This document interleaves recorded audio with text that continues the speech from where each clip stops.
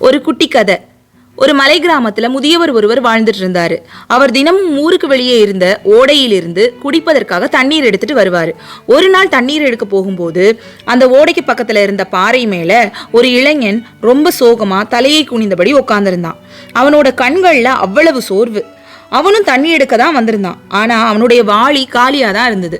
அந்த முதியவர் இளைஞனோட பக்கத்துல போனாரு. ரொம்ப கனிவான குரல்ல, தம்பி, ஏன் இப்படி உட்கார்ந்துருக்குற? உனக்கு என்ன பிரச்சனை? ஏதாவது உதவி தேவையா அப்படின்னு கேட்டாரு. அந்த இளைஞன் முதியவரிடம் சொன்னா, ஐயா, நான் ரொம்ப சோர்ந்துட்டேன். தினமும் எனக்கு நானே சத்தியம் செஞ்சுக்கிறேன், என்னை மாத்திக்குவேன் அப்படின்னு. ஆனா விடியற் காலையில எழுந்து கடினமா தான் உழைக்கிறேன். கொஞ்ச நாள்லயே என்னோட தன்னம்பிக்கையை இழந்துடுறேன். நான் நல்லபடியா எல்லா காரியத்தையும் தொடங்குறேன், ஆனா எதையுமே முடிக்க முடியல. அந்த முதியவர் ஒரு மெல்லிய புன்னகையோட அவன்கிட்ட, என் கூட வா அப்படின்னு சொல்லி பக்கத்துல இருந்த ஓடை பக்கமா கூட்டிட்டு போனாரு. அங்க ஒரு பாறையில இருந்து தொடர்ச்சியா சொட்டு சொட்டா கீழே இருந்த பாறை மேல ஒரே இடத்துல திரும்ப திரும்ப தண்ணீர் சொட்டிக்கிட்டே இருந்தது. தம்பி, நீ அதை பாத்தியா? முதல்ல பார்க்கும்போது எதுவுமே நடக்காத மாதிரி தான் தெரியும். ரொம்ப ரொம்ப சிறிய தண்ணீர் சொட்டுகள். தண்ணீரோட அளவும் குறைவு, வேகமும் குறைவு. ஆனா அந்த சொட்டுகள் நிறுத்தாம கீழே விழுந்துகிட்டே தான் இருக்குது. தொடர்ச்சியா கீழே சொட்டிக்கிட்டே இருந்ததால என்ன நடந்திருக்குன்னு பாத்தியா? கீழே இருக்கிற அந்த கடினமான பாறை மேல தண்ணீர் சொட்டுற இடத்துல ஒரு குழி உருவாகி இருக்கு.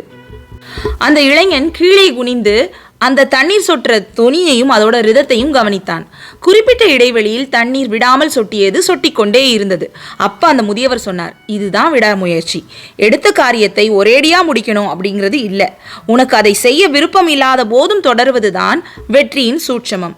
முதியவர் அந்த இளைஞனோட கண்களை பார்த்துக்கிட்டே சொன்னாரு, தன்னம்பிக்கை ஒரு நாளும் அழிந்து போகாது.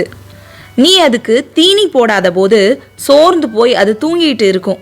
சுய ஒழுக்கம் ஒன்றுதான் தன்னம்பிக்கையை உயிரோட வச்சிருக்கிற ஒரு விஷயம். தூண்டுதல் எதுவும் வெளியே இருந்து கிடைக்காம இருந்தாலும் முடிக்க வேண்டிய காரியத்தை விடாம செய்ய தொடங்கினா உன்னோட தன்னம்பிக்கை திரும்பவும் முழிச்சுக்கும். அப்படித்தான் அந்த சின்ன தண்ணீர் துளி வலிமையான இந்த பாறையை குழியாக்கியது என்று சொல்லி முடித்தார் முதியவர். இந்த கதை சொல்றது ஒன்னே ஒண்ணுதான். சில நேரங்களில் வாழ்க்கையில் நம் முயற்சியில் குறைபாடு இருக்காது. நிலைத்தன்மையோடு கூடிய விடாமுயற்சி தான் குறைபாடாக இருக்கும்.